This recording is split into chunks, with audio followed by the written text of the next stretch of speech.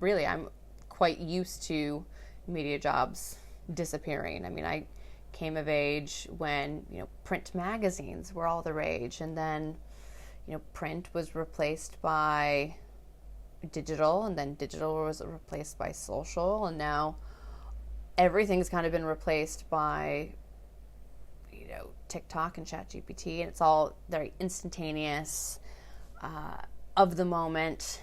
Keep the attention, grab the attention, don't let the attention go.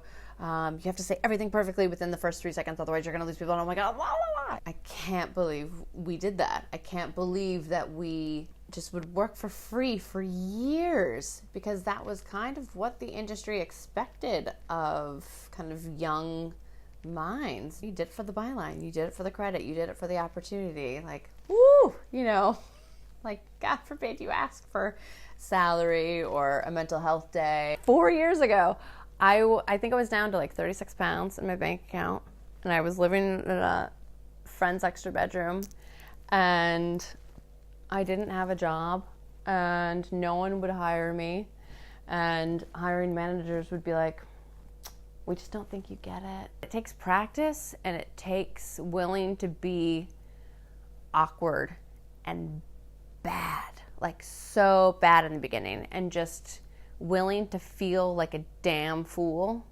until you just get a little bit better.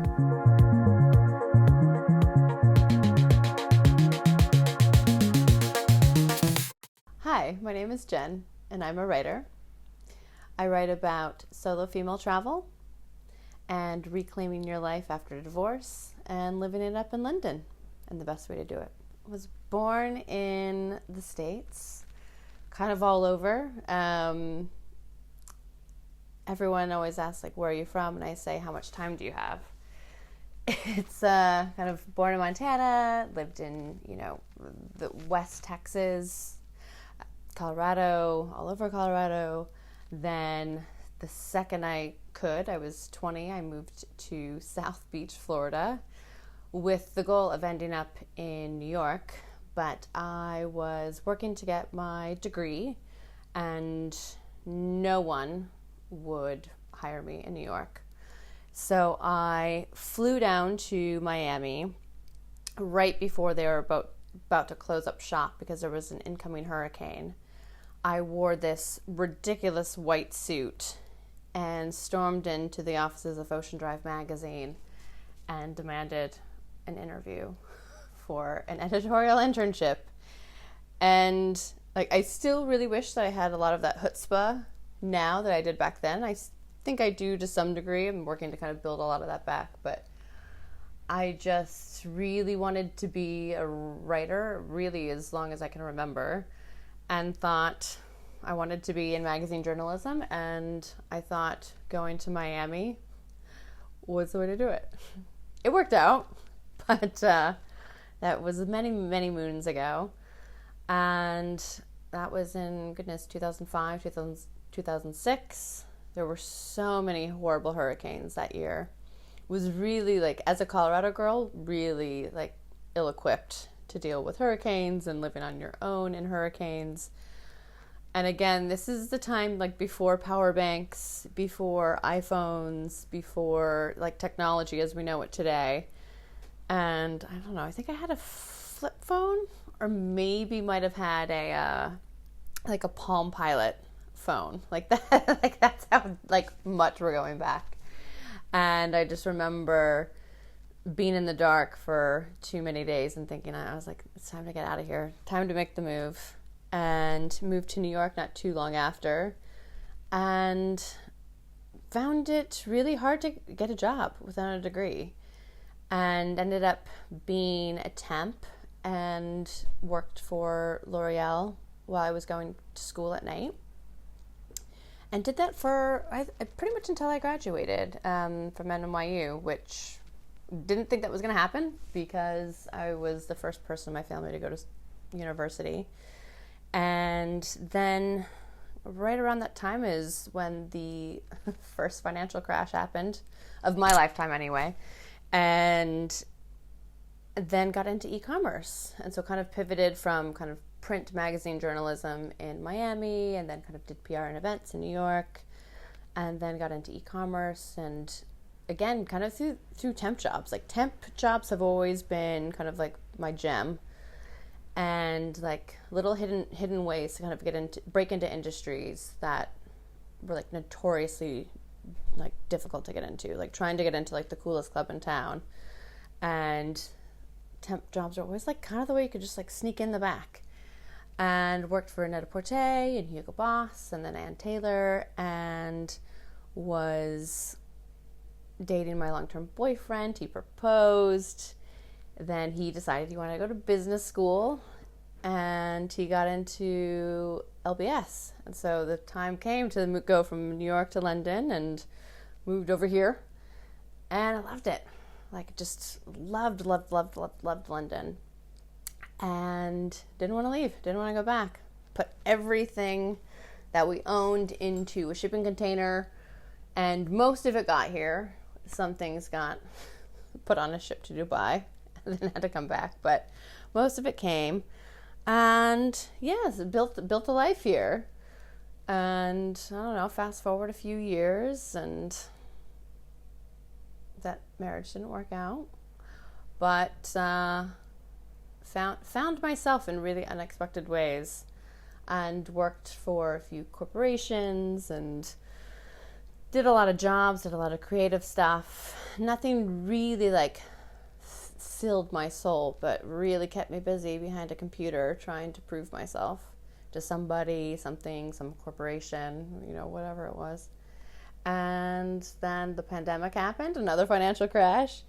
And that's really when things kind of started to get interesting. And I guess that brings us to today. I've been writing ever since I can remember. I know people say that, and it's really kind of obnoxious because you're just like, oh, how did you know? But I grew up with a really interesting family dynamic, and my dad, he was, in sales, and he was on the road all the time. And again, this is when we were in Texas, so he would go for client meetings, and you'd go for 2 or 3 client meetings, and it would probably take 5 or 6 hours to get back. So I don't remember him around a lot. My mom was like pretty distant, so most of my childhood I kind of remember just bringing up myself, and then helping to bring up my brother. And we had to kind of really come up with creative ways to keep ourselves entertained. Because again, this is a time like before, I don't even know, like satellites were even really big. So like there was only so much television you could consume. So I think my brother and I always like came up with like really kind of creative ways to get through like the afternoon and get through weekends. And I remember we would always kind of create like plays, and I actually have this like oh, it's right here. Yeah. So like stack of like short screenplays and stories. And I mean, this handwriting is just crazy. I mean, I think this I wrote on an actual typewriter. I think that's how far it goes. I mean, the fact that I still have these printouts is pretty astounding. I mean, I had a wicked case of nostalgia, and that's something I will kind of take as like a sign of like pride and honor now, whereas for a long time everyone was always like, you're so nostalgic, always like back in the past. But I think now I kind of just like claim it as like a badge of pride. But yeah, we would always just create plays and stories. And I think when my dad used to work on weekends a lot, and we would go into the office with him, and I remember wanting to create a little magazine, and we called it JB Magazine because my first name's Jen, so J, and then my brother's name is Blake, so B, so JB. And we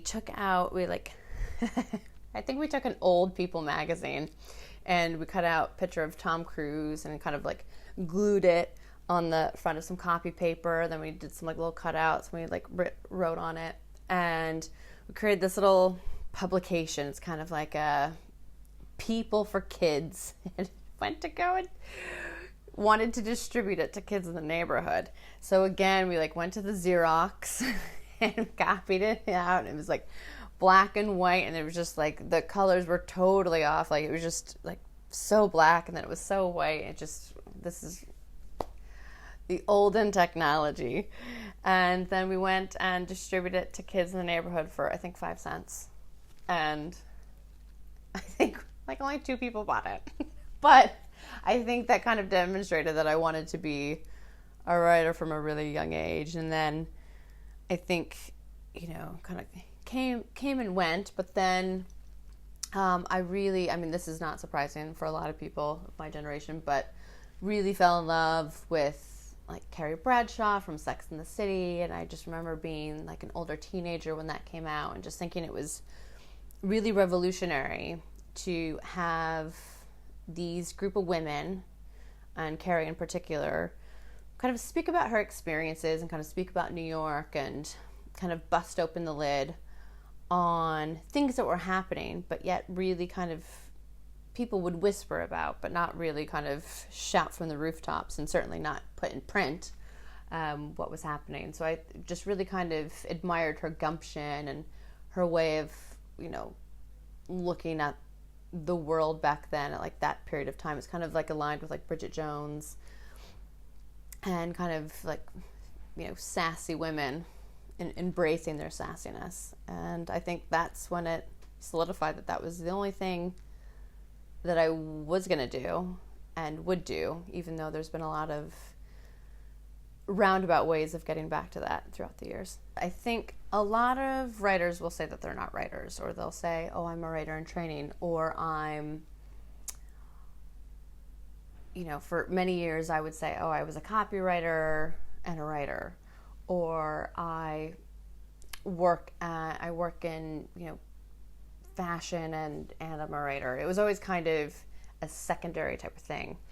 And then I remember last summer going to the Women's Live show in London, where they kind of bring together a bunch of writers and literary figures and, put you in a park. And it's supposed to be a beautiful, I think, June day, but it felt like it was February. It was very cold. It was very grim. A lot of the speakers that were supposed to show up didn't. But Helen Fielding, who wrote Bridget Jones, said something really quite apt that I think certainly spoke to me, and I think would speak to a lot of creative people, is if you're writing, you're a writer. And like, you're a writer even if you're not published. And I think something really shifted in me that day, because I think we're always trying to kind of either prove something to ourselves or prove something to other people, versus just, this is what I do and this is what I am, and all the kind of creative work isn't going to just be summed up in like a quick 10-second elevator pitch. And if you're a writer, it's in your bones. Like, you cannot get rid of it as much as you would like to. It's just part of who you are. So I think, kind of embracing that and just saying, I'm a writer, even if I don't have a published book out there, even though I've been working to get one. If you write, you're a writer in whatever capacity that is. My writing has actually been pretty consistent, I think, throughout, at least certainly throughout the last 20 years. And I think, I've always kind of thought that my writing would just become this really great piece of work, or if, I just kept writing more, I would become so much better, or I would have such a better, easier way with words. My sentences wouldn't be as clunky. I think it's as true 20 years ago as it is today. But I think I always loved words. I always loved putting words on a page. I always loved telling a story. And I think now it's so funny, like with, AI being so front and center, I think storytelling now is more important than ever. And I think, showcasing your experience and, listening to people, share the things that have made them who they are, and like that fabric, that tapestry that is woven together so messily, but it's just like the fabric of your being, like comes together in such a way with stories and with writing and storytelling, whatever medium that is, that's something that AI will never replicate. As much as they can kind of put the words together, there's going to be a distinct kind of missing essence. And there's something about those stories. It's like listening to, either, if you're lucky enough, your grandparents, not for me, they told terrible stories, but like the grandparents of my friends or ex-partners, or, people on the street, or, people at the pub. I mean, people love telling their story. Often I just feel like they feel like no one's there to listen to it. And that's the story, like that's the power of writing and telling your own story and finding your own community and, having the courage to kind of put it out there into the world. I think, so many people are scared, and I've certainly been so guilty of that, and feels like such concern about how other people will take listening to their experience. But it's happened to you. It's maybe happened to someone that you know, and everyone's going to have a response or some feedback, but it's still worth getting out there.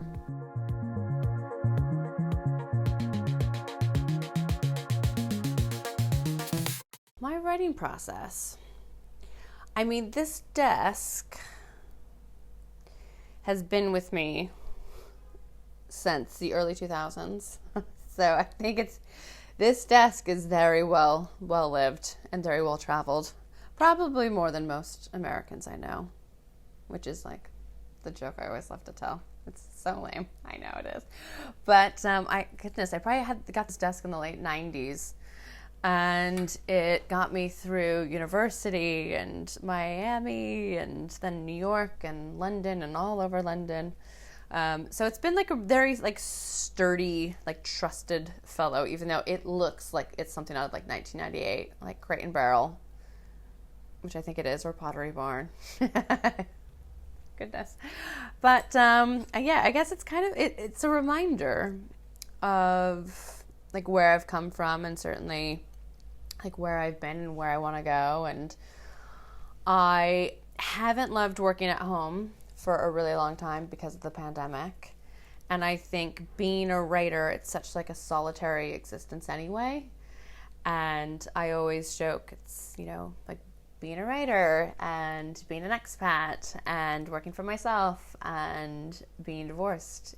It's like I wouldn't have to leave the house otherwise. Like I could literally just stay here and not leave my house and wouldn't see anyone. And goodness, it could be days. So I really make an effort to really get out of the house as much as I can. And I go either to like co-working spaces or like a membership house or less cafes, because I have like a problem where it's like I drink way too much water and I need to go to the loo way too many times. So yeah, I just kind of just like park, and I really kind of like get into it. It's like I'll drag my feet for quite a bit, but then once I get into it, I'll get into it.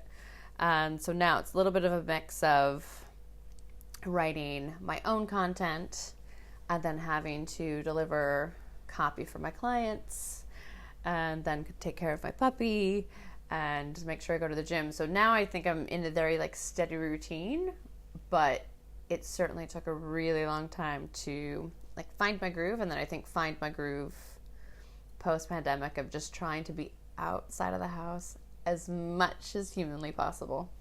Any writer I know, like journalist, literary writer, I think we all struggle a bit with deadlines, I think also there's such like an issue with perfectionist syndrome and the idea of wanting something to be like so beautiful, like crafted to perfection. Every word is in exactly the right place. Like, God forbid there's an extra comma where there shouldn't be. But the older I get, and I think the more experience I have with writing, it's never going to be perfect. Perfectionism is literally probably the worst thing you can strive for. But I think it's about being happy with your writing. I think happy with what it conveys. I think with writing for clients, in terms of like more of like a copy content perspective, you can always more or less, you can change copy over time. You can be like, oh God, I thought that sounded great 6 months ago, but now that's absolutely rubbish. Like, we need to abolish that completely. With personal essays, that's a lot trickier. And I write about a lot of things very near and dear to my heart, very, personal experiences. And I think the second you put it out into the world, given, the web, social media, it's more or less cemented, even if there are some things that, get redacted, but that's very rarely the case. I don't know. I think, as cheesy as it sounds, I think it's about something in your gut, and knowing that it's like when you tell a story, or when you go on camera, like this, for example. The best you can do is tell your story with honesty, a bit of humor if you're lucky, just being authentic, and hoping that, the more truthful you are with yourself, I think, the more than truthful you can be with the world. And that's the only thing you can do. Otherwise, you would just never push anything out. You would never write a word. You wouldn't have the courage to kind of go out there. So you just have to go out there with what you have now and hope it lands. And, if you change your mind about something in a year from now, 5 years from now, you will. But that's life for you.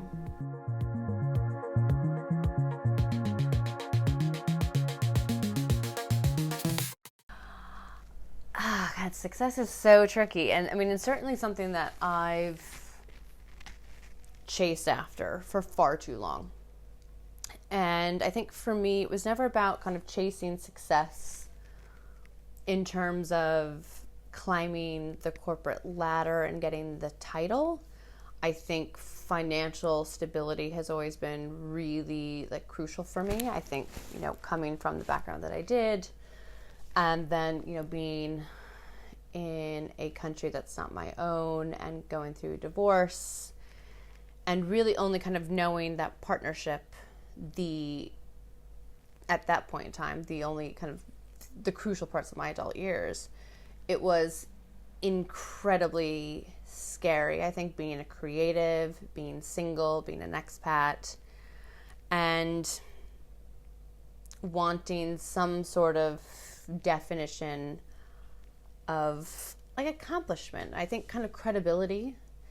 And I always kind of looked for that, I think, externally through kind of the companies that I worked for.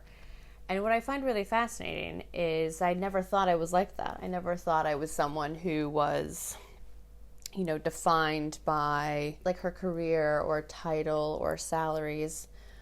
But when I left my last kind of big creative consultant job last year, I, for the first time in kind of 20 years, was in a position to take a break and really unlearn a lot of the things that I've told myself over these last 2 decades. I think, when I was kind of coming into my career, it was very much about kind of the lean-in era, the Girlboss era, you want a creative career, you will do anything to get those jobs. And they often came unpaid, and they would require working, 12, 13, 14, 15 hours a day, and, just either for a byline or, a company that you could put on your resume or CV. And that's kind of what you did. That's what you did to get your foot in the door. And, there'd be situations in which I told those people no, and they would say, "You're crazy." They say, "We can't pay you, but we will give you an MTA card to get back and forth from these shows." And my best friend and I joke about it all the time, thinking, I can't believe we did that. I can't believe that we just would work for free for years, because that was kind of what the industry expected of kind of young minds back in, the early, mid, late 2000s.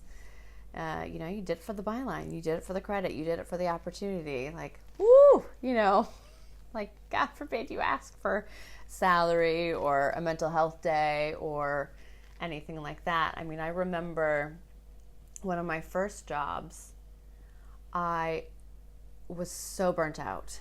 I was working nonstop. I mean, I was also like 12. I mean, not literally 12. I was very early 20s. Barely knew what I was doing, but had so much responsibility and worked myself into very big tizzy. I was very sick. I had really bad pneumonia. I ended up having to go to the ER and go on a drip.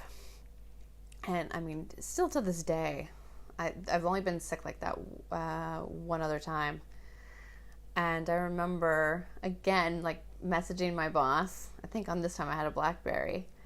And I said, oh, I just left the ER. I said, I'm not going to be able to be in the office today.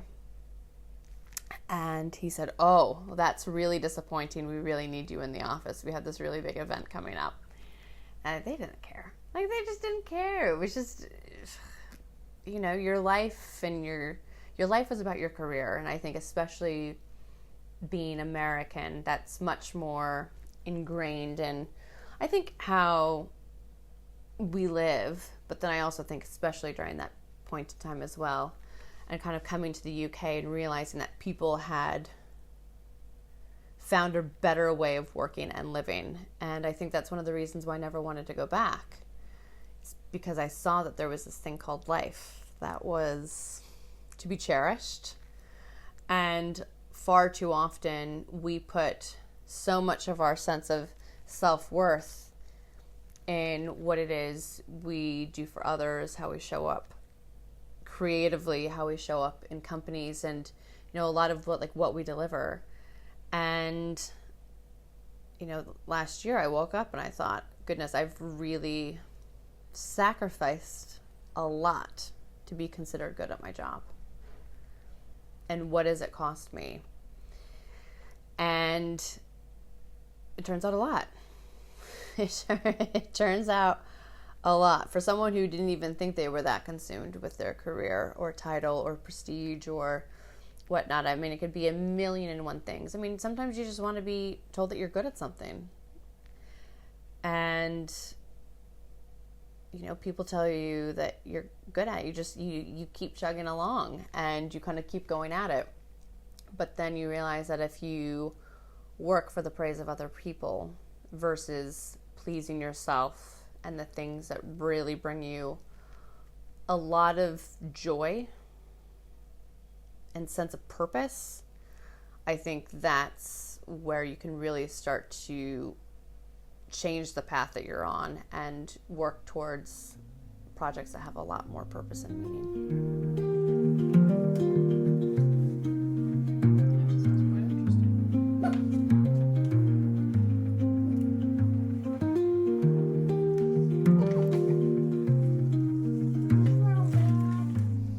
My friends know how much I talk about the pandemic. I think it really defined me, and it really shook up my life in so many ways. I mean, it just like,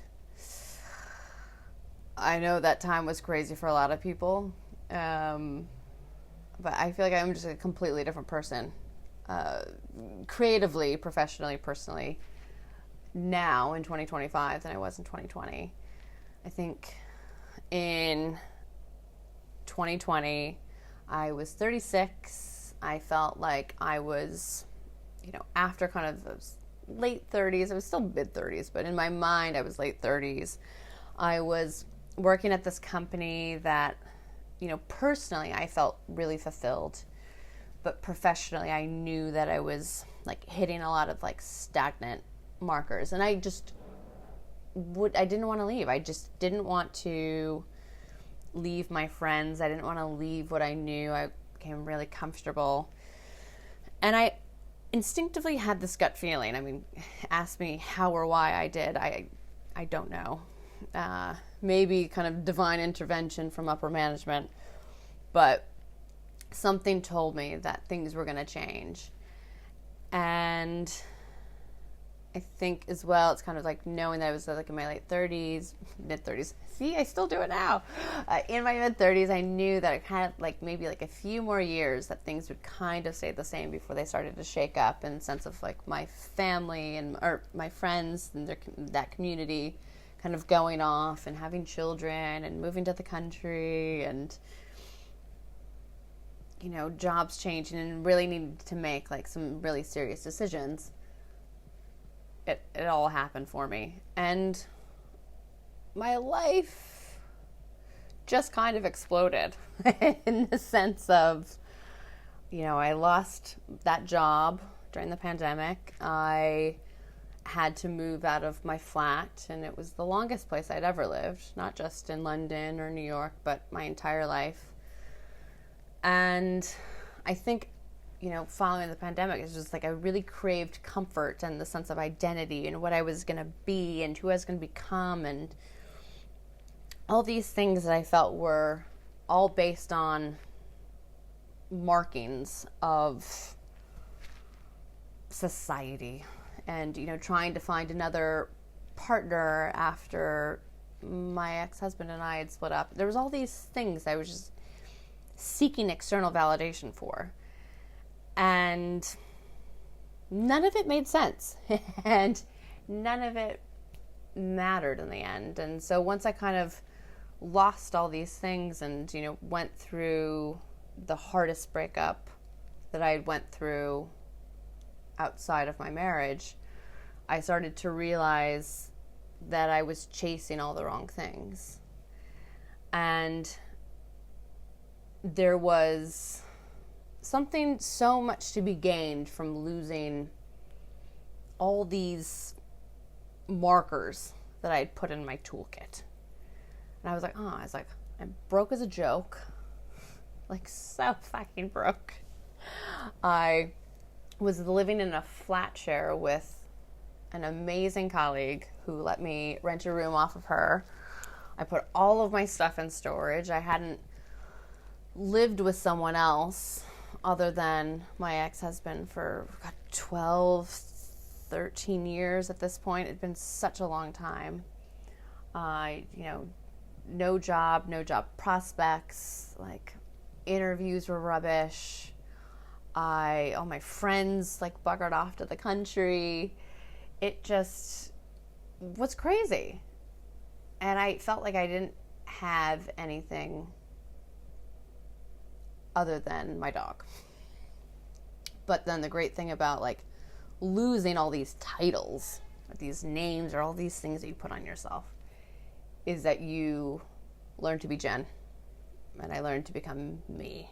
And I became really comfortable with all of the parts of myself and all the parts that I really didn't like about myself, and the things that I really liked about myself, and the things that I was kind of indifferent about. And really came to terms with like who I am and what I want, and all this hoopla. Like, there's no better word. It's just hoopla. It's just mess. It's all just like stupid stuff you carry around with you thinking that it's important, and it's not at all. And then you're like, oh, okay. You're like, I want this. Maybe I want that. Oh, I thought I wanted that. Oh, I don't want that. And you just get used to like sitting in that discomfort of all those parts of yourself and rewiring your entire way of thinking. And I think that's when I really started to get a lot more comfortable with my writing and my experiences that I'd found quite challenging before. I mean, because again, I had done a lot of creative writing, and, you know, I dabbled in, you know, personal stories to some degree.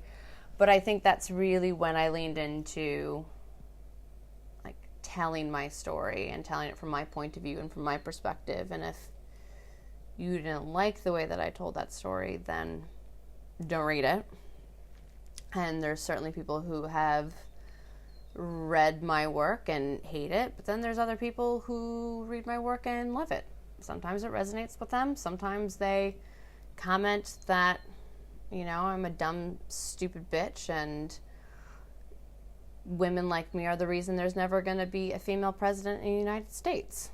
Like, true story. Like, people are vicious. But I think, you can't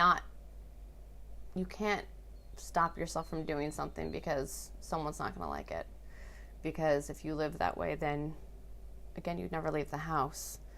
You'd never show up. You'd never show yourself what you're capable of doing. And yes, it's really scary getting really bad feedback. It's really scary getting trolls. It's really unnerving, people slipping into your DMs, like telling you how miserable of a fucking person you are. I've had people, tweet at me or threads at me. It's like, no reason you're divorced, no reason he dumped you. Like, I wouldn't want to wake up next to you. Okay. Then don't. Like, it just, like, I've shied away from, like, being who I am and, being as authentic and honest and visible and loud as I've always been. I've just always just buried myself under a bunch of blankets and went out into the world and just thought, don't look at me. But now I've realized maybe it's age, maybe it's, coming back out into the world, but I'm just like, if you don't fucking like it, then fine. Just like, do your thing. But I was like, I'm not going to hide myself and who I am for a stranger's approval anymore.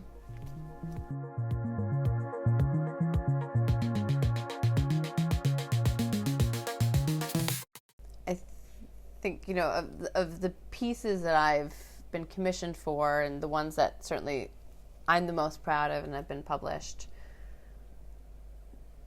I was lucky enough to have an amazing editor, Victoria Richards. She's amazing. She, I think, handles your writing with a lot of consideration and a lot of thought and care. And while they certainly have a duty to try to get as many eyeballs on the page as possible, I never felt working with her that was the end goal. I think with her, I really enjoyed working with her, is she wants to tell a good story and she wants it to land with people and really resonate. But then on the other hand, I've done interviews or I've done commissions where the editor just tears it apart. They just completely tear it apart. They make it sound as clickbaity as possible. They make sometimes just sound like a fucking idiot. And you read it and you think, oh my God, this story is going to be associated with my name for as long as it's out there in the world. And there's been some editors where I'm like, I didn't fucking say that. I didn't say that. I would never say that. It's so embarrassing. And now, that's terrible. But it's more click-worthy. It's more sensational. It's more of the moment. I mean, if you kind of think of like Luigi Mangione from the last summer, like that was like the hottest news story in town, and now it's it's not on the radar so much. So I feel like people just, and sometimes like editors get just so consumed with what's going to track, what's going to go viral, that the art of storytelling has been lost completely. And I mean, don't get me wrong. I mean, I understand the need for clicks and to get paid for your content. But I think we've been too consumed to only sell stories where that's like the primary goal in mind. So really, I think kind of around kind of the emergence of ChatGPT is when I think, there were a lot of jobs in media that went away. I mean, and really, I'm quite used to media jobs disappearing. I mean, I came of age when, print magazines were all the rage. And then, print was replaced by digital, and then digital was replaced by social. And now everything's kind of been replaced by, TikTok and ChatGPT. And it's all very instantaneous, of the moment. Keep the attention, grab the attention, don't let the attention go. You have to say everything perfectly within the first 3 seconds, otherwise you're going to lose people. And oh my God, blah, blah, blah. It's just too much. My brain doesn't work that way. And there's like those slow moments of kind of taking a piece of writing, reading it. You don't have to read the whole thing, but, just sitting with it versus just everything being thrown at you all the time. So I made the active choice to kickstart my blog about a year ago. And people are like, what, why? Like, the blog's dead, stop being such a boomer. But I don't know, for something about it just like really stuck with me. I'm really, despite my current circumstances, I don't always love being in front of a camera. I mean, that was why I became a writer in the first place, was to do stuff like behind the camera, be behind, like in the dark rooms, with my glasses and comfy sweaters and pencils and pens all up in my hair, writing stuff, and then thinking about it and sitting with it and then coming back to it. But unfortunately, we don't live in that kind of world anymore. So I thought, well, if I want to tell stories the way that I want to tell them, I was going to say I think, but now I know that I have stories to tell. I've lived this big, crazy existence, and I've really kind of done it on my own terms, and it doesn't make sense to a lot of people, and I think it's starting to make sense to, some of my friends and family after all these years. But I wanted to do it on my own terms, and I've started to do that. It was very slow. I dragged my feet a lot on that. But now it's starting to get traction, and it's starting to get clicks and starting to get attention from people and people from my past. And I had someone that I worked with. She was actually my intern about 15 years ago. She sent me a message last night saying, I read one of the articles that you wrote on your blog, and I just wanted to say it really resonated with me, and I wish more people spoke about this, and thank you so much for saying that. And while that's certainly not the goal of writing, I think the goal of writing is to tell my story and to try to tell it as honestly as possible and try to keep it authentic and not make it about making it go viral. It's like, if anything, it's just like I'm anti-viral now. It's like, as long as there's just a small community of people who want to live differently and, talk about, how they show up in the world, that's fine by me. Because I think we're all just so used to chasing these big things all the time. And we've desensitized ourselves to real stories and real heart and real purpose and a thing called joy that we forget about all too often.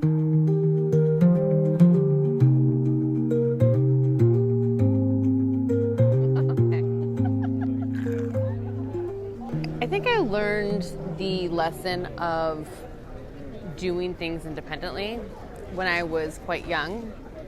I remember, I must have been 18, and I really wanted to skydive.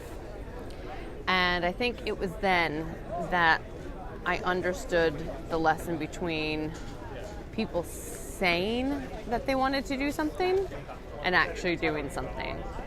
And I just remember for so long, people saying, oh, I'll go with you, I'll go with you, I'll go with you.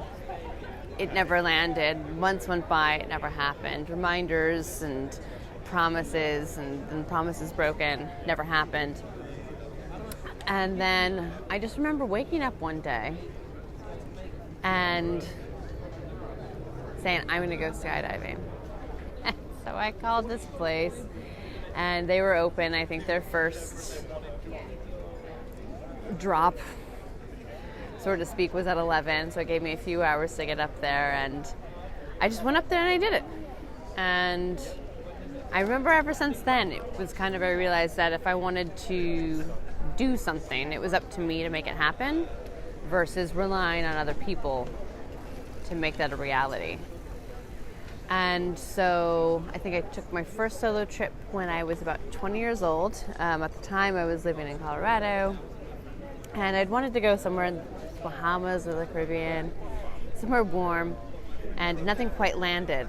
So I ended up going to Miami. Goodness, I mean, I was 19, maybe I was 20, I don't know, I was young, couldn't drink. Thank you. And I just remember thinking, I was like, okay, I'm going to learn how to navigate this. And I think when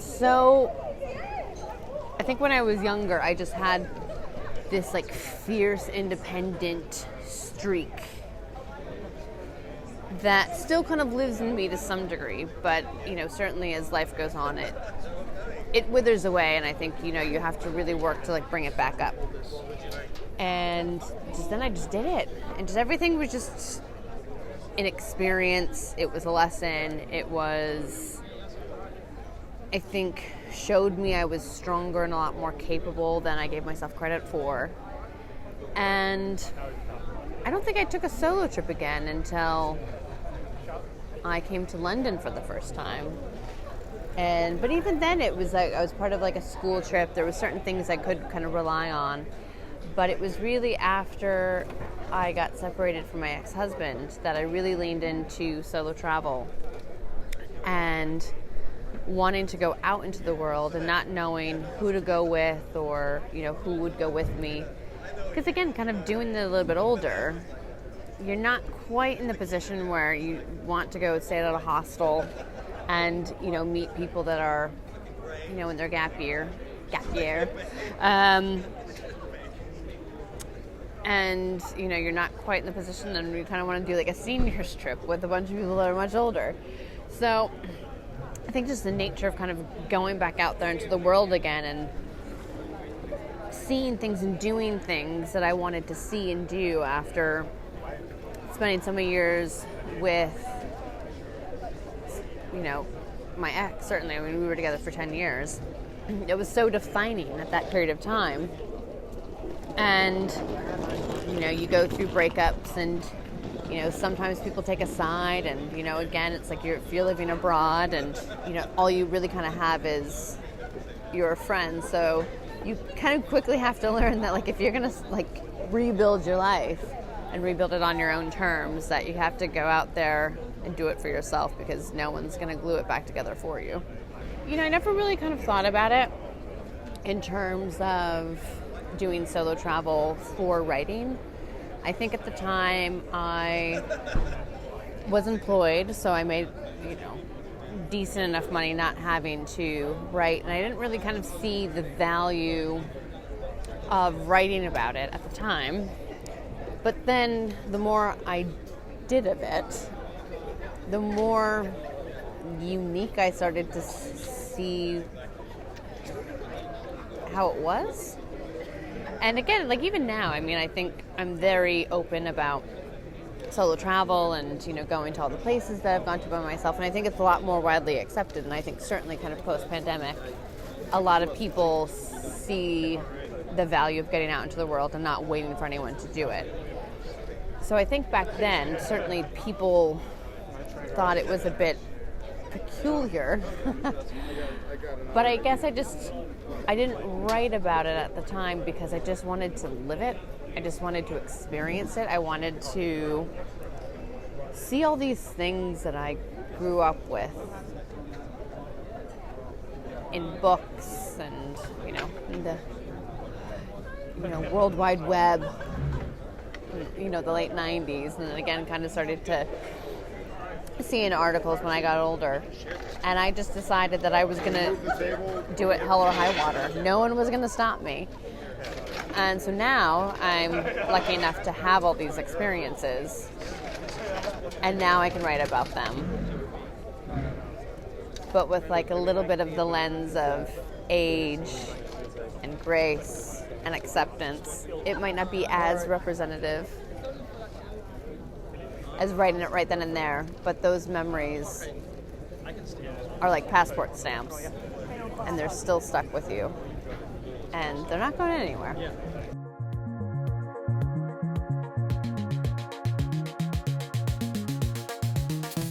So often, like, we think about artistry and being creative and what it means, and if you sell out, if you make money from it, and the sake of writing for writing versus the doing it for money. It's really hard to be creative anyway. It was really hard to be a creative before the internet, and then it became hard to be a creative with social media, and then it was hard to be a creative now with TikToks and AI tools. And I think you have to go about going out into the world and making your version of art, whatever that is, in a way that speaks to you, in a way that works for you. And I think we're so used to kind of seeing creative, certainly when I was growing up, and with the greats, either with like Andy Warhol or with like great writers like Hemingway, or musicians like my favorite George Michael or Prince and Queen, and there were really like artists that really honed their craft. And then there were also artists that produced stuff and did it for money or awards. And now with technology, I mean, basically you can make money from posting your breakfasts or doing funky dances. Oh my god, funky dances, that makes me sound like such a grandma, but like, it's true. And so I think there's, with everyone being able to be a creative now, anyone being able to be a writer, anyone being able to use their phone to put themselves out into the world, there's really no rules anymore. And in some ways that's incredibly democratizing. In other ways it creates, a culture of overwhelm and volume, and that's why I think it's just so important to just be yourself and say fuck it to anyone who gives you shit. And if people like it, great. If people hate it, that's gonna happen. But it can't stop you from putting your stuff out there into the world. It's just about hopefully kind of creating it and hopefully finding a community that applauds with you and finds joy with you and finds inspiration with you, and together you find your own little tribe in a world that is just like teeming with talent. Some of it better than others. I mean, I hold myself back. I still hold myself back, and it's a daily exercise every single day, waking up saying, I'm going to put myself out there in the world. I'm going to write outside of the creative obligations I have for my clients, whether that's on social media, or if that's writing an email or writing a blog post or pitching an editor, or working on a draft of my book. It's just showing up a bit every single day. And what I find, and it's really fascinating, is that the people that I encounter, and I'll talk to anybody, and my friends will definitely say that, and my dad, that the people that I encounter that have some of the best stories and the best experience and the best feedback, the best things that they could and should share, they don't, because they're afraid. And I think it's afraid about being visible. I think it's afraid of showing up in the world. I think you're afraid of criticism and feedback.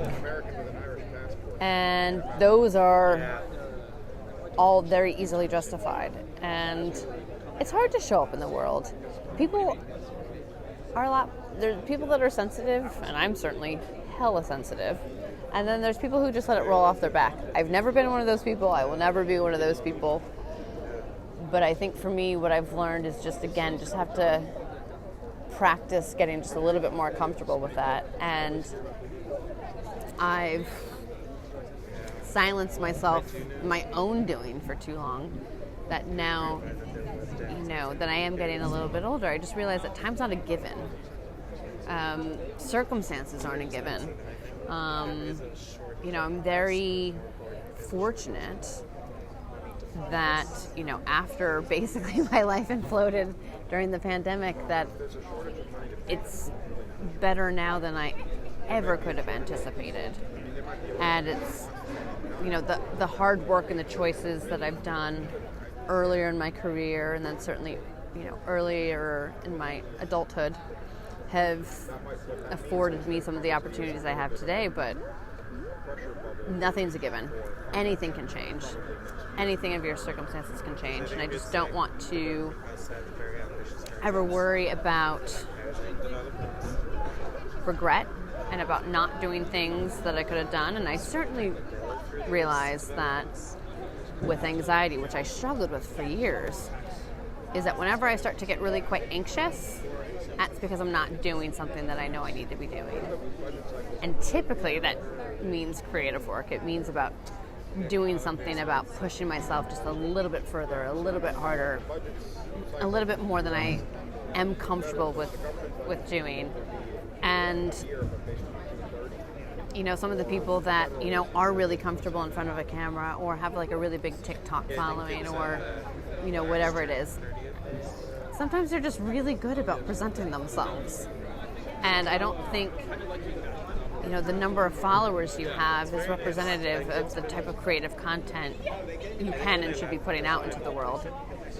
It's a whole different level of confidence. It's like a Superman or Superwoman cape that people can put on and put off. Some people are just better about doing it than others. Some people are just better about finding the cape and put it on. And then you meet them in real life and you're like, who is this person? You are not representative of what's on your social media. And so often that's what I encounter all the time.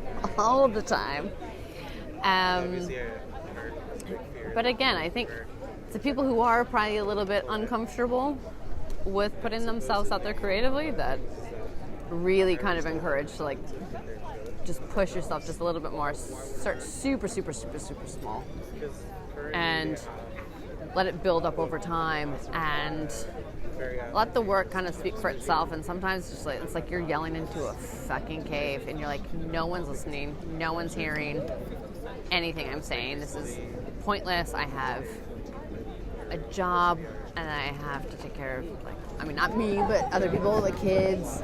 It's like, then you gotta clean, you gotta go to the gym, you gotta do that. It's like a million things that you're just like, well, where's this creative work gonna land on the to-do list? That will never end, and it will never, ever, ever end. But you just do as much as you can, a little bit, sometimes, and then you start to realize, like, oh, people are reading this, or someone will reach out to you and be like, oh, that actually really meant something to me, or, oh, I took my first solo trip because I saw that you did it and you made me feel a little bit better about it. It's all those small moments, and then they start to kind of gel together, and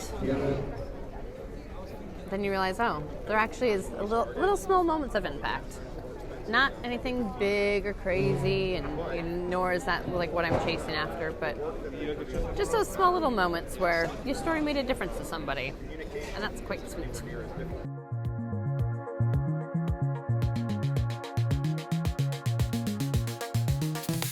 I watched something interesting yesterday from this coach who kind of talks about burnout and how prevalent it is. Because, again, you kind of you chase the idea of the dream or the goal or this narrative so much that it blinds you to so many other things that are happening around you. And so often as well, I find that sometimes you're chasing something and you don't even know why you're chasing it. again, it's not even necessarily the title or the money or the, the creative endeavor or the idea of success or acknowledgement. Sometimes you're just on this wheel, you're on this roller coaster, and you just keep going around and you don't know how to get off. And when I suffered from burnout, and I would say I've suffered from burnout a few times in my career.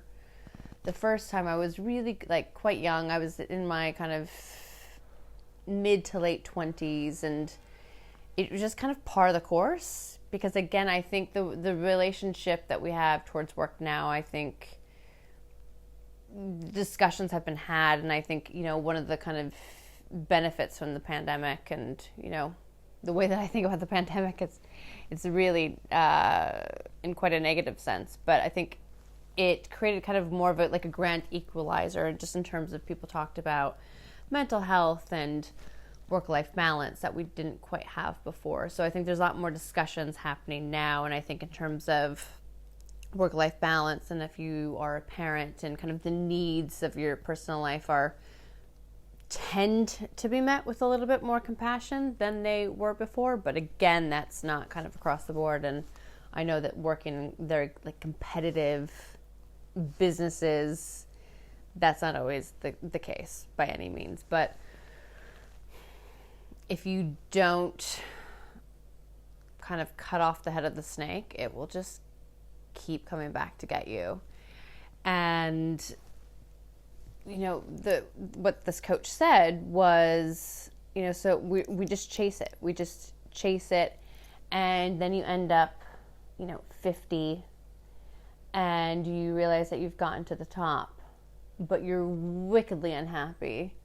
You don't find joy in other things because, again, you've just kind of been on this passageway chasing this goal, and you kind of get to the goal and you're kind of like, well, this is it. I've sacrificed not so much me, but just people, you've sacrificed relationships, or, the way of being with other people in your life, or, your health. I think for me, health has been a really big one. And you just think, why? What was the end goal? So I think, again, I think it comes back to yourself a lot. It comes back to what it is you actually want in your life versus what you think you should want. So I would say about a year ago, I decided that I was going to get off this roller coaster. I was going to jump off this way of thinking that I've been chasing for longer than I can remember, and again, trying to kind of chase this external validation, and start to kind of build tracks for my own kind of course, and say, okay, this is what I want to do. This is not what I want to do.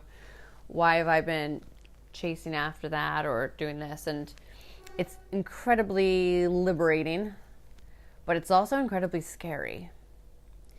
And I think it's much easier to kind of move in the world if you know that you have your tribe there to support you, and to kind of live life differently if you have those people around you that love you really unconditionally, no matter what, as you kind of just try to go into uncharted territory. And by that, I mean, you don't have to do anything crazy by any means, but it's just about kind of thinking about things just slightly differently, and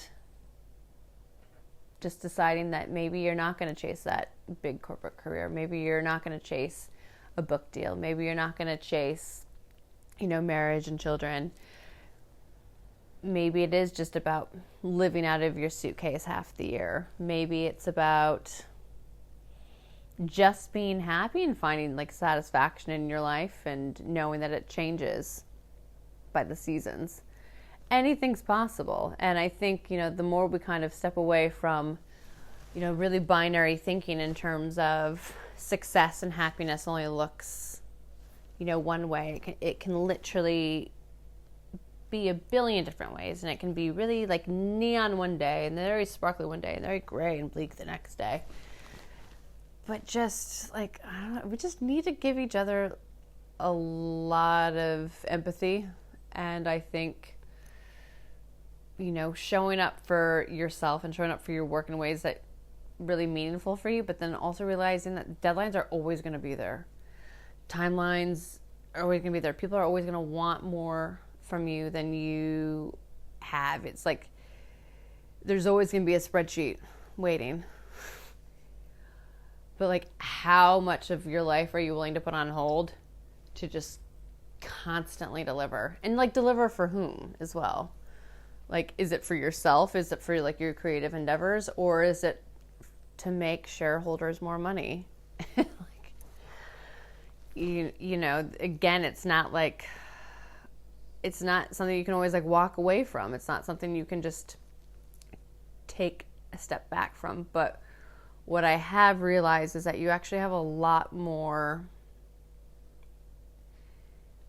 autonomy than sometimes I think you do. And I think sometimes when you are working in corporations and there are these deadlines, it's like that's the most important thing.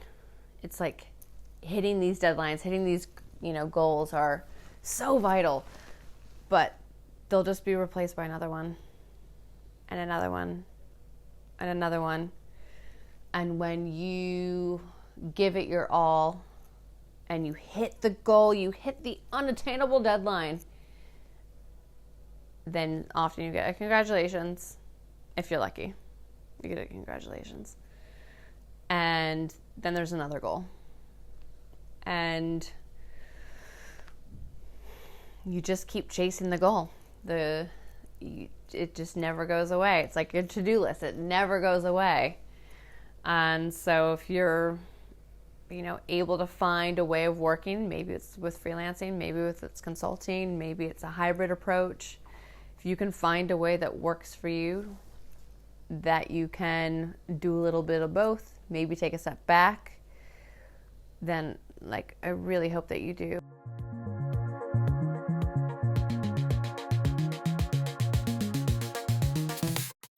It's fascinating when I tell people what I do and I say, oh, I'm a writer. And I say, oh, what do you write?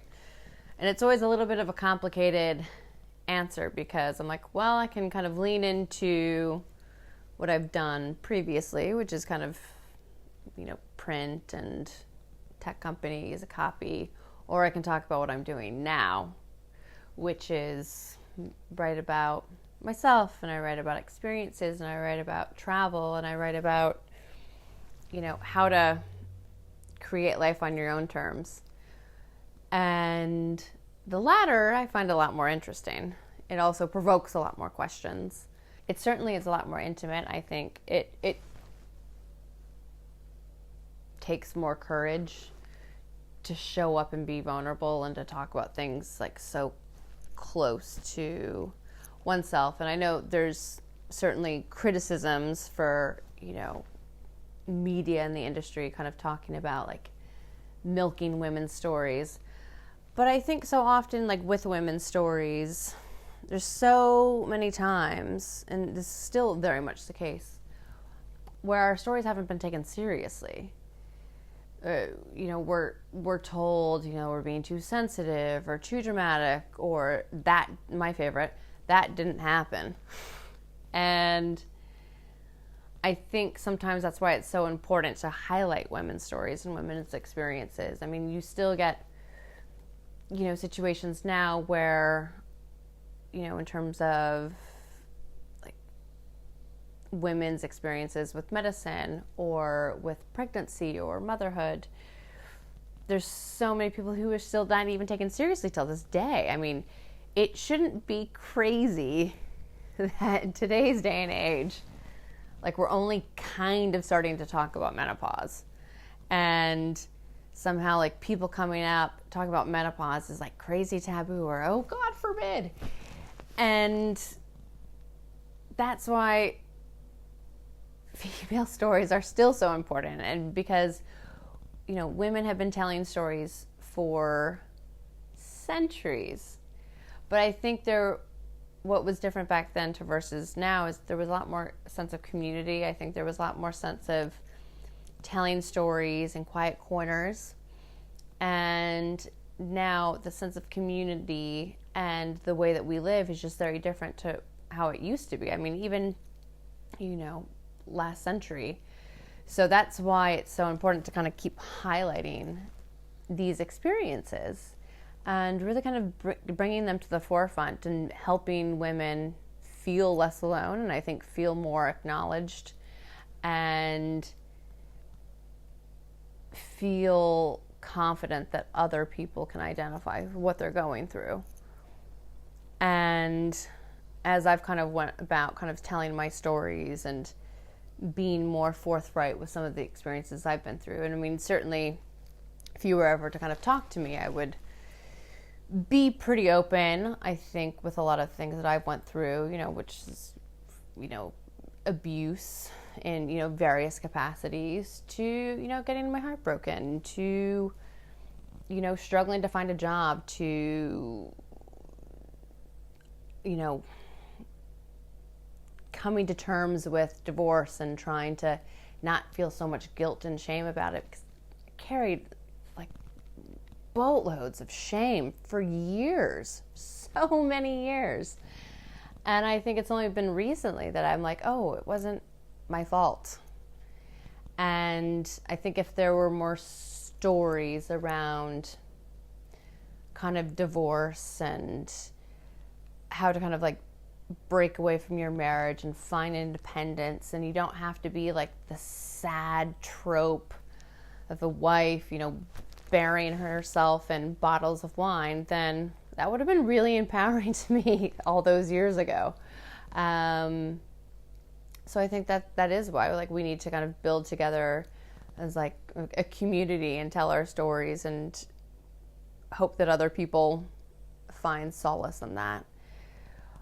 But with relationships, it's quite tricky. I think I'm very fortunate enough that some of the people that my stories do impact, like, stories with my dad, for example, he's very courageous in the sense of, if it's the truth, he's like, it deserves to be told, even if it doesn't make me look the best. And I think that's really wonderful to have that experience. And, also I think with like my ex-husband as well, he's very courteous in that sense. And, it's, my version of events that I get to tell that story. And, there's certain things that, yes, I'm very forthright about, but then there's also things that I can barely sometimes come to terms with, even at the time or even years later, that it's not for public consumption. And I think as a creative, you have that right to tell people what you want to share, and you don't have to basically like carve open your heart and go into every single detail, because sometimes you can't even come to terms with it yourself. But if you still want to tell parts of that story in the most authentic, honest way possible, then, that is your journey to go on. Sometimes there's things I'll never talk about. There's some things that I will be more forthcoming about. There's things that I would have shared 5 years ago that I won't now. But I think that's all just about kind of the journey of going through life, and having an understanding of where you are today is very different from where you were, 5 years ago, 10 years ago, 15 years ago. And often we just don't give people grace, and we don't give people the opportunity to change their mind. And it's just, I don't think it's very realistic. But, there's people, I think, who I've dated who have been very kind of concerned about what I've written about. There's some people who are a little bit more opportunistic about it and, want to be written about. But I certainly don't go into it like that. I certainly don't go into relationships with that lens on it, because I think, quite frankly,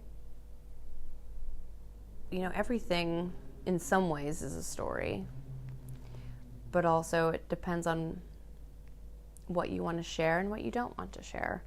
And I'm very good about using code names.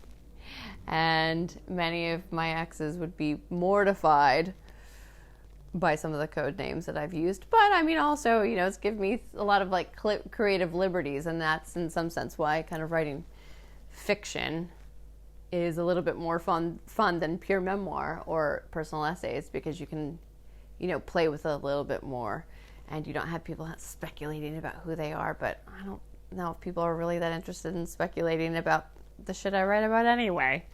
Then there's people like my mother, for example. I wrote an article about her, and she was deeply unhappy with it. But just because people are upset with what you've written, and just because people don't like how they're portrayed, didn't mean that it didn't happen. And just because someone's mortified by their bad behavior and tells you off for highlighting it, again, doesn't mean that didn't happen. And I think that is a really important distinction in terms of how you write and when you write, and the, idea if you're writing pure memoir versus, doing some sort of fictionalized accounts. I think it's important to be as forthright as possible, but also their version of events might not line up with yours as much as you've told your story to the best of your ability. And sometimes people just don't want to see some of the things in themselves, or admit some of those things to themselves. That sadly did happen. And sometimes, if you're lucky, it takes years or decades or many, many years until they're willing to admit that to themselves and to you. I mean, it's fascinating sometimes when you do write about people and you send it to them and you're just so worried about what it is they're going to think about what you've written. I mean, and sometimes in my experience, I write about things, after the fact, or years later, or months later. Sometimes you're not even speaking to those people, so you have no idea what it is, like what their takeaway is from things. But then there's other things that I've written about like my marriage or the relationship with my father, and they come back like, oh, that like brought me to tears. And I think one of the things that's probably one of my biggest strengths, and I've always thought of it as one of my biggest weaknesses, is my vulnerability and my sensitivity. I mean, again, I'm like tearing up now. I'm like such a crybaby. And just kind of being nostalgic. And I now see it as my superpower, because I, for a lot of my life, like just rushed through things. I was always trying to like get certain milestones or get certain achievements or prove something to myself, mainly to others, and then kind of look back with a lens of nostalgia, or not so much regret, because I try to be really authentic. I try to be very much myself. But I'm like, oh, maybe I could have done that. But there's always what ifs. And I do think I have I really like my ability to tell a story. It's very long-winded, but there's lots of details, and it's full of lots of color. And if you want to listen to it, great. If you don't, you don't. But I remember a lot of details. I remember little moments, and it feels kind of like I get to carry around those like box of mementos, all those little fragments in my mind. And if I'm lucky enough to put them onto a page and get it out into the world, then that's pretty fun. That's a nice little like moment and reflection of time. And I don't know, just think about all those things that I've kind of, like souvenirs, taken with me all these years, all those moments, all those encounters. And like all the tchotchkes in my flat, it's, again, they're just little mementos of periods of time and moments and who I was at that exact moment in my 20s, living in New York or being in Miami and being wide-eyed and ridiculously ambitious, or now much more reflective and kind of in my, as I called, my gold Buick era. Quieter, more reflective, but really appreciative of everything that I've gone through, even the hard stuff, because it just really makes you appreciate who you are, what you do, what you put out into the world, how you show up for yourself, how you show up for others, and just fucking do what you want to do. Don't let anyone stop you. Biggest misconception about being a writer: the salaries, the apartments, the disposable income. I mean, you look at like any rom-com from the early 2000s. I mean, take the 13 going on 30, for example. I mean, Jenna goes out into the world. She has this glamorous job. She has a huge apartment, a huge wardrobe. It's just not realistic whatsoever. Like, at all. So being a writer is, I would say, a thrifty profession. I think it always has been. I would say that back in the early 2000s, there was a little bit more like luxuries in terms of, not the salary, because like the salary was dog shit even back then. I remember having to like steal toilet paper from the office because the salary was that bad.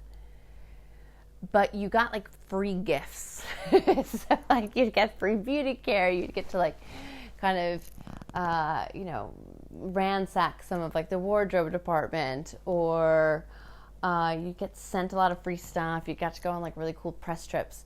So like that was really fun and fabulous, and I think made the really long hours of like print publishing back then worth it, because you got to do a lot of really cool stuff. And then the financial crash happened, and that was no longer the case. So I think, in terms of like being a writer or an editor, it was certainly hard back then, but slightly a little bit more glamorous. And then, the crash happened, and then I think you have to start kind of making certain decisions for yourself in terms of what it is you want to achieve. So I think, in terms of like wanting to climb the masthead at a publication, versus not renting an apartment in a questionable neighborhood with, team of rats, is just something you have to weigh what you want. And I think, unfortunately, if you do not come from a well-funded family that helps you afford that lifestyle, you really have to kind of decide what it is that you want. And for me, it was not the rats. I really don't like rodents, but having a lot more stability and a lot more safety. And I think so. Now that I am a little bit older, I kind of wish that maybe I would have given a little bit more of like the editorial path a go, but it was really hard. It was really hard. And I was trying to put myself through school, and when you're always worrying about a roof over your head, it's harder to make those choices of just creative liberty for the sake of chasing like a editor-in-chief or editorial director. And so I've always kind of like leaned into like the freelance route, because at least I think that afforded a little bit more opportunities without feeling like you had to prove yourself so much to creative teams, the big bosses. I think there's less risk as far as they were concerned. And you get to go in and kind of prove yourself to them, like right off the bat. They said, oh, she's good. Something that would be, a week-long job would, turn into something that could, last months or even years. And I think, when so much of opportunity is based on like what you put on your CV, and I try to think of myself as a really honest person, sometimes to a fault, is that just not giving yourself enough credit or giving yourself enough like chutzpah that people are like, oh, well, this person says they did all these other things, plus like a billion other things, and then even more of those things. That, maybe those opportunities or maybe nepotism, who get you these positions that, someone else got instead. So, there's really like no clear answers, and everything changes. Like if my advice that I would have given my younger self 5 years ago is completely different now. And, again, I started in print, and then there was e-com, and then there was digital and social media. And now it's like everything's changing. So like everything that I learned, even 10 years ago is completely different now. And like AI can just do so many more things now that like I just never would have dreamed possible. Like you actually had to learn how to like do Photoshop and Illustrator and learn how to edit videos or learn how to like quasi-code stuff for a blog like years ago. It's just like on WordPress. Like it's just stuff's so different now. So anything that's probably relevant now might even be like completely like pointless information or advice in like 5 months, 6 months, who knows? Just like Ferris Bueller says, like life moves really fast. Like if you don't stop and pay attention to it, it's going to pass you by.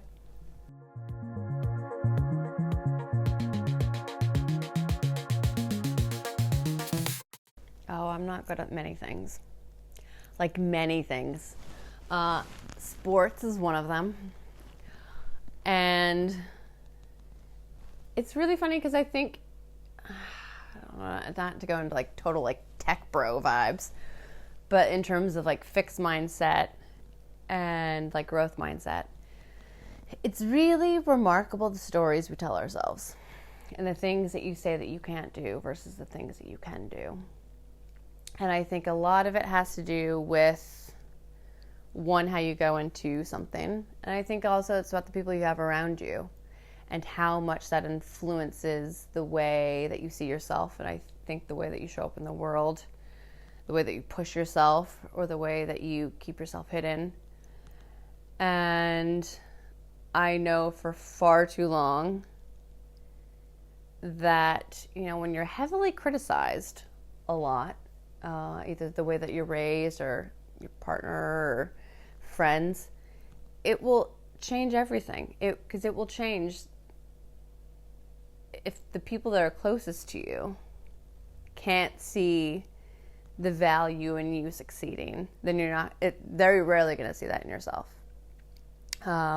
Or sometimes, at least when I was growing up, I somehow just knew that I just had to get away. I had to kind of live this very big life that wasn't really seen as like the best option for me. I think if,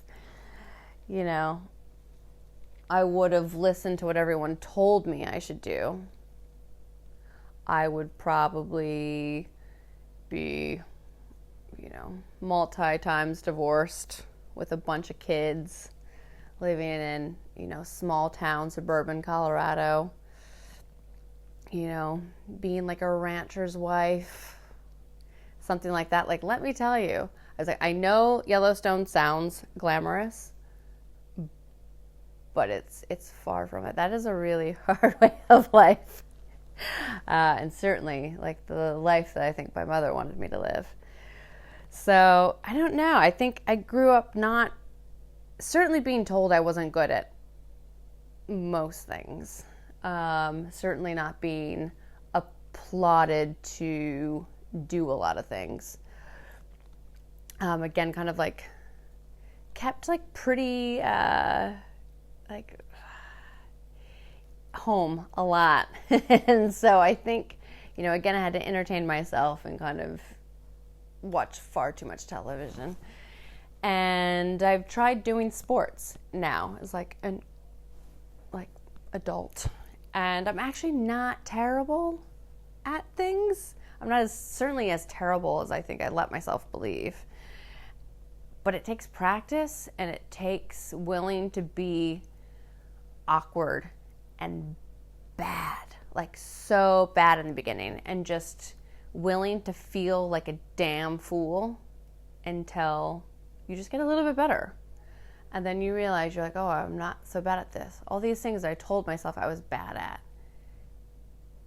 Sometimes you surprise yourself and you're like, well, am I bad at this because I'm truly bad at it, or because I was never taught, or I didn't give myself enough time to practice the skill or work at, surrounding myself with people who are willing to teach you. It's pretty astounding how you can kind of get outside of your own way if you're willing to be bad at something for a while until you're less bad. If you're willing to be awkward, if you're learning to be curious, if you're learning to grow, like you can really quite astound yourself of what is possible. So much of my life has changed, especially, from how I grew up, certainly. And then I think from when I was married to now, and then I think from the pandemic to now, it's wildly different.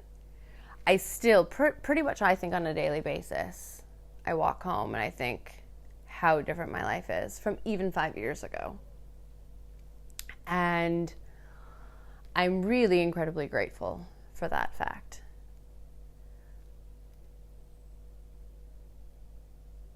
But I think what it's taught me is to not take anything for granted. Like, not a single moment. Because your life can change so quickly, for the better or for the worst. And I think people see the life that I live now, and I live in central London, which I feel incredibly lucky to do. And I have this dog who's the love of my life, and I have this incredible relationship with my family now, and it moves me to tears. I think about this all the time because it wasn't the case even like 5 years ago. And I think about like 10 years ago, and it was, I was married, but like so unhappy, and my father was in prison, and I had kind of like a touch and go relationship with my brother, and working these odd freelance jobs. And now it's like even like 5 years ago, it's like I laugh with my dad all the time. I'm like, oh my God, I'm like 5 years ago I was like you were just kind of coming onto your own again. And I was like heartbroken and jobless, and came back to Denver, and it was like you and your boyfriend, who's so much younger but so beautiful, and such like Fernando, my dad's husband, has such a beautiful soul.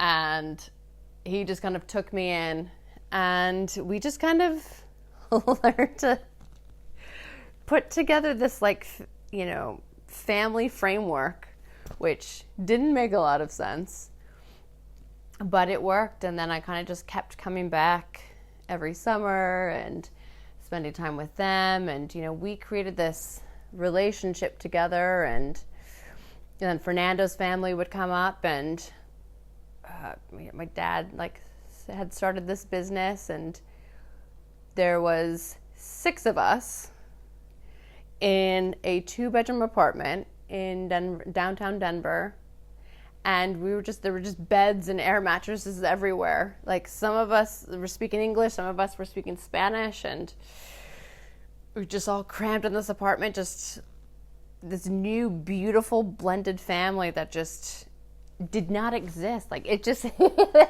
mean, we existed in our individual capacities, but like we didn't exist as like a family unit even 5 years ago.